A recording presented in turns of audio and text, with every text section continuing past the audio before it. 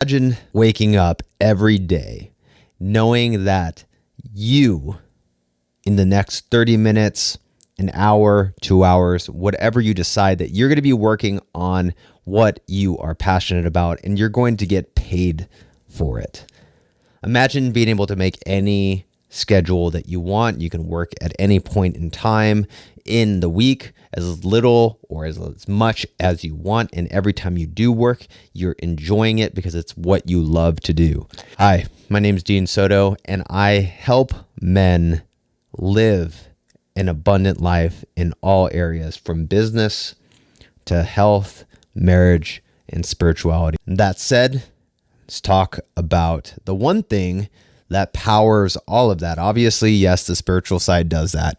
And for all those who go down that route, obviously, I know that God comes first. It's in your spiritual life comes first and so on. But it's really, really, really hard to focus on your spiritual life when you have no money coming in and you are trying to support a family. So that said, we are going to focus on that. If you don't know, I run a 2022 Inc. 5000 fastest growing company. We do very, very, very well. We are number, I want to say like 1122 on the Inc. 5000 fastest growing company list. It's either that or 1125, something like that. I don't keep track. But for 2022, we will also be on the 2023 Inc. 5000 fastest growing company list as well. So let's talk about the one thing that I believe will help you to live the life that you dream. And it all comes down to one thing, and that is finding your niche, finding what you are passionate about, and then learning how to turn that passion into an actual business. So I started my business in 2009. I had no clue what I was going to do. All I knew was that I had just come home from Operation Iraqi Freedom. I knew that I didn't want to stay in corporate America. My wife, we were about to have our second child, and we had to figure out how we were going to have. She wanted to stay at home. I wanted to be able to be an entrepreneur, and had to figure out how could we make all of this happen on one income, because despite having a great corporate job in the aerospace industry, there was no way we were going to be able for her to stay at home or for me to be an entrepreneur with just my income. And obviously I couldn't be a full-time entrepreneur is what I'm trying to get at. I could not be a full-time entrepreneur because I had no clue what I was going to do. Right. And so I ended up joining this course by Ramit Sethi called Earn 1K. At the time, it was like $1,000 for the lowest tier and then $5,000 for the highest tier, where I got to actually talk with him. I got to actually have some coaching from people, and it was great. And one of the things was that every week he would have these masters, and I'm not saying masters in a bad way. He would have these teachers come and teach a specific subject, but a lot of the stuff in the very beginning of it, at least, was all about finding your niche, finding what you're passionate about, and then turning that into a business. And they were great people, but I, for whatever reason, could not resonate, because they already knew what they were passionate about. They already kind of knew what they enjoyed. I for as long as I can remember, I was a generalist. I was good at a lot of things, and I enjoyed doing a lot of things, but I was never really passionate about one thing. And every time I try to get passionate about something, it'd start to get boring. And I want to do something else, and I'd want to do something else, and it just did not resonate. And so I was pretty distraught, thinking that I could never be an entrepreneur. I could never start a business. I could never do any of this because I'm a generalist. I don't have this passion about art or creative. I'm not a creative person. I don't love blueberry muffins, so I'm not going to be the blueberry muffin guy, right? That just loves blueberry muffins and can talk about them on YouTube and every little thing and show how to make them or anything like that. That was not me. And eventually I want to say it was like week 2 or week 3. I think it was week 3 because it was like there were 2 people ahead of time that didn't really resonate. And then maybe it was week 3. I don't remember exactly how it went, but it was week 3, a guy who I don't remember his name, but he ran a company called Center Source. And this guy changed my life. He was talking not about finding your niche, but about sales. And when he started talking about sales, I was immediately turned off. How did this guy change my life? Yet I was turned off. Well, I was turned off because in my normal corporate mind, in the salary worker mind, sales was what? Dirty, greasy, ugly. You know, it was not a great thing to be a salesman. It was actually pretty much looked down upon if you were a salesman. And he started talking, and despite me turning my brain off, I started hearing little bits of things that were very challenging to me.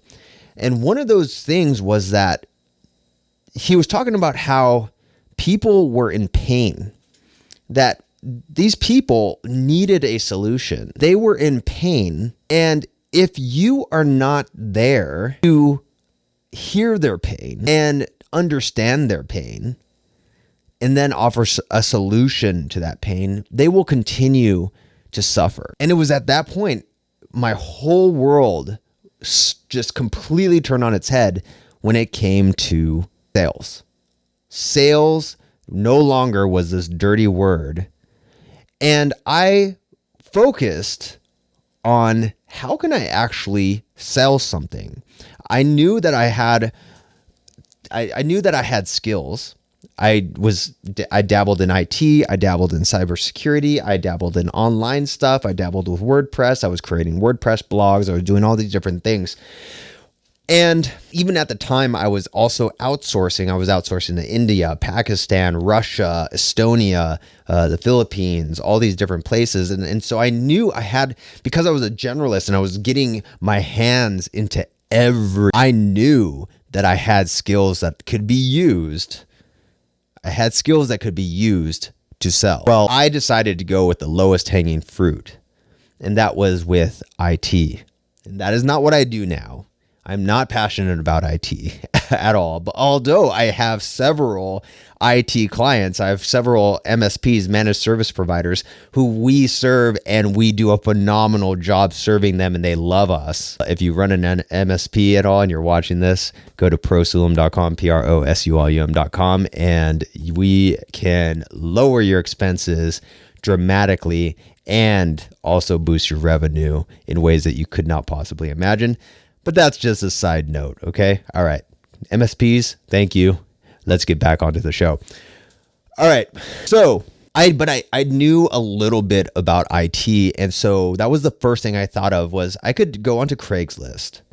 I could offer my services for home IT repair. And you know, it's a super low barrier to entry. Craigslist, I can advertise for free. I just had to have a good hook, right? And so my hook was, if you call me, I will try and diagnose and fix your problem over the phone. If I can fix it over the phone, it's absolutely free. And so I started getting calls. The first call was from a cute little old lady who, I forgot, it was something like with her screen resolution or something like that. She had no idea how to make her screen bigger or something like, I don't remember exactly what it was, but over the phone, I was able to help her and solve her problem. And how did she reward me? Just like the ad said, I said, oh, well, that's for free. And, you know, I'm thinking, well, maybe she'll just say, hey, well, let me send you a check for like $50 for just because you helped me out so much. Well, she said, thank you so much. Oh, this works so well. Thank you. You're the best. I'll give you a call too if anything else happens. Thank you. Click. Never heard from her again, which is fine. I just had no idea. I'm thinking that people just magically kind of give you money, right? I made my first sale for no dollars. But I did make a sale. I did get a client. I got a lead gen from that, right? Pretty cool. Well, the second client I got was a lady who had a ton of viruses on her computer. I actually tried to do help over the phone, but the viruses that she had weren't even allowing her computer to get on the internet. And so I traveled to her place. It was about 30 minutes away in, I want to say, Yorba Linda. I was in Buena Park, California, and with the traffic, it was nuts. Go and I look at the computer. I tell her, it's probably going to cost about $50. I'll fix it for her. And I started trying to fix it. Well, this thing had so many things on it. It was nuts, to the point where I had to take the computer home, run it overnight, and finally in the morning, everything was cleaned out and fixed. And I had spent at least 8 hours on that thing. So I bring it back and said, okay, well, here you go. It's $50. It should be working. And she said, you know what? You worked way too hard on this thing. And she ended up giving me $100.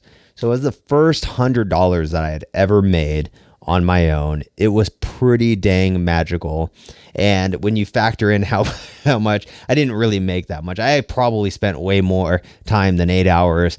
I'm just using that as kind of a baseline. But maybe I probably made less than $10 an hour on that job. But it was my very first thing. But what did that do? This is the first rule of finding your niche. Rule number one is that you have to do something. Okay. You have to get out there and start selling something. Because what did this do? This allowed me to find out that I did not want to do home IT. It is extremely difficult. Okay. But it showed me that I could make money. Okay. So what was the next logical step? Business IT. These guys have money. These guys have a lot more money than your average consumer. So that gave me the feedback to move on to a different niche, which was business IT. I ended up getting my very first, I'll tell this story later, maybe in another video. I ended up getting my very first business IT client and got $1,500 a month in retainer off of that. Well, that led to number two, that just because you're getting paid doesn't mean it's something that you're passionate about. Don't be afraid to keep pivoting.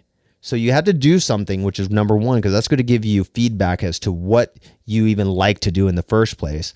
Number two is don't be afraid to pivot. Well, I found that the time that I was spending at this business, because I gave them a service level agreement saying that I would be there whenever there was a problem, and there were a lot of problems. I literally had to leave. I don't even think I took an actual lunch for a few months just because they were constantly having problems and issues and stuff that were popping up.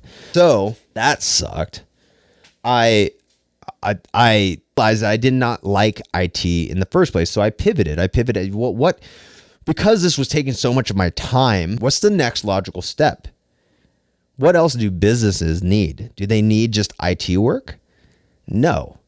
They need websites. And things like that, right? So do you need to be there for a website to work? No.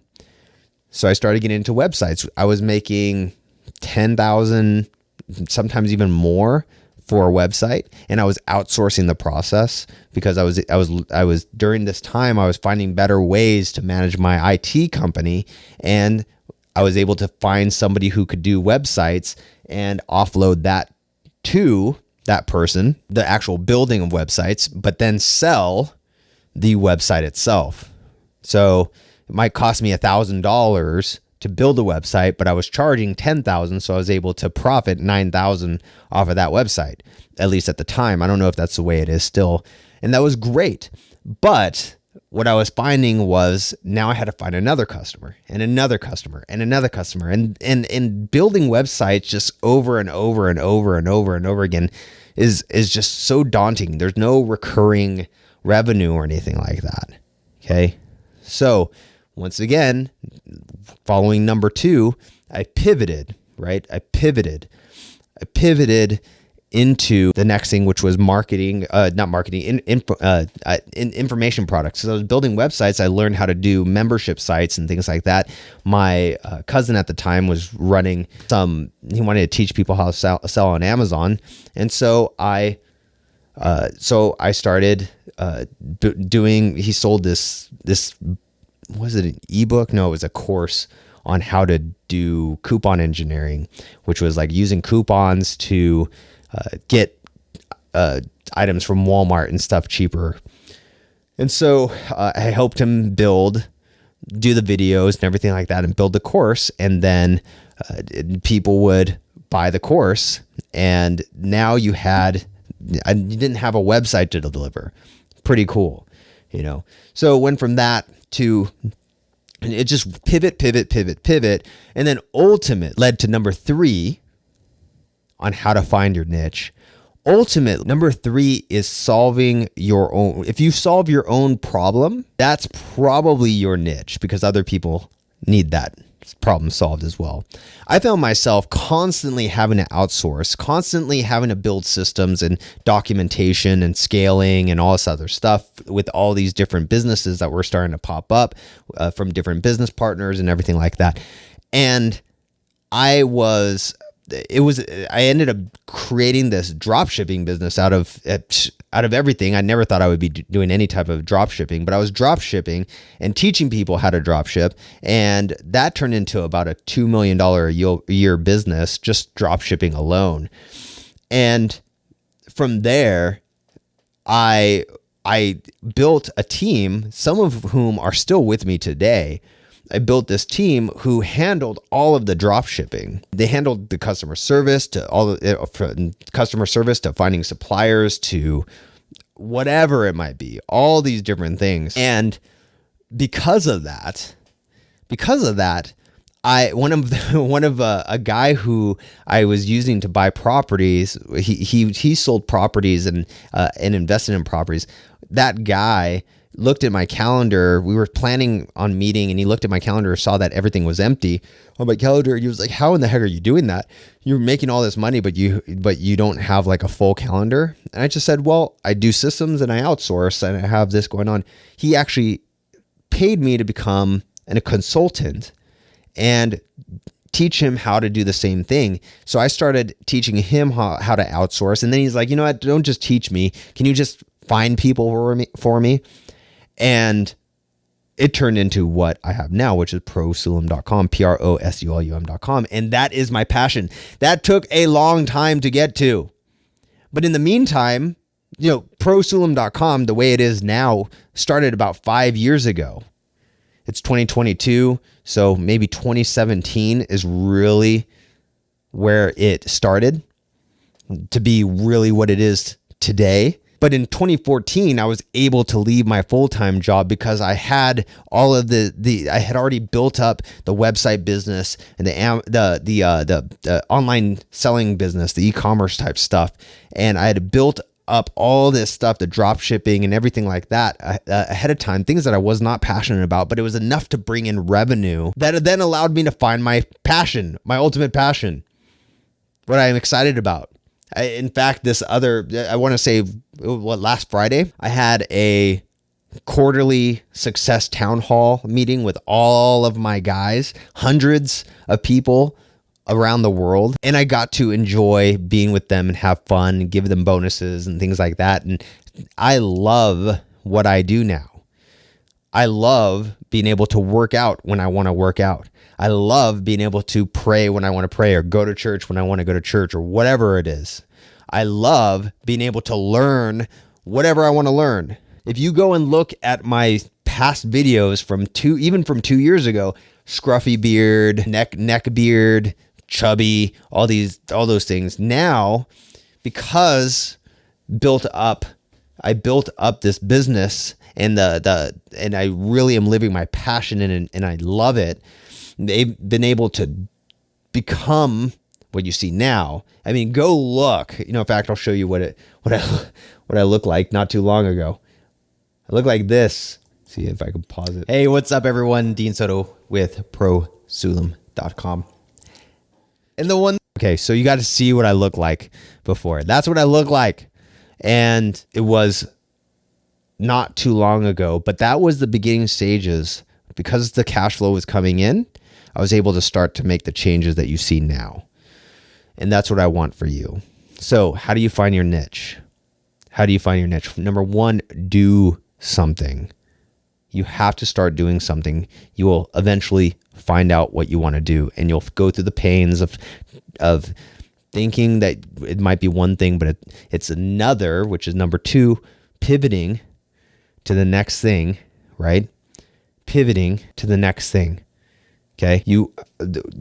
One of the joys of being an entrepreneur is that you get to pivot. You get to find the next thing. And then ultimately you're going to find number three, that one thing that is helping you do what the thing you're doing right now. Like you've pivoted to all these different things, and then you might have one or two businesses that are, and you're like, you know what? I need this to be a certain way. And you're going to scratch your own itch. And then ultimately that number three, because you're scratching that itch right there in number two, you'll end up having your passion there. That's Basecamp. 37 signals. If you go to basecamp.com, those guys created Basecamp because they had already built a business of doing websites, doing all of this type of stuff, and they needed a project management system. They're like, 27 people, and they do 9 figures. And one of their investors is Jeff Bezos, and they only took him as an investor because he's like their only investor because they wanted access to him, and that's it. They make a ton of money off of what they built to scratch their own itch from number two, pivoting from one thing to another. Okay. So don't be afraid if you don't know what you're going to do, but you have to do something. Start with something. Sell biscuits, go wash cars, whatever it might be. Start. And when you start, pivot and continue to get to that next thing. Don't give up, because the first couple of things that you try are either going to fail or you're not going to make that much money, but you have to do something. You have to start. That's number one. Pivot. And then whatever in number two is scratching that itch, generally number three is going to be that big home run that you have. Inc. 5000 fastest growing company 2022 and soon to be 2023, all because I needed to scratch my own itch. All right. So as Dean Soto, go check out prosaloom.com. You can actually see what that is. I have a little documentary on the whole thing.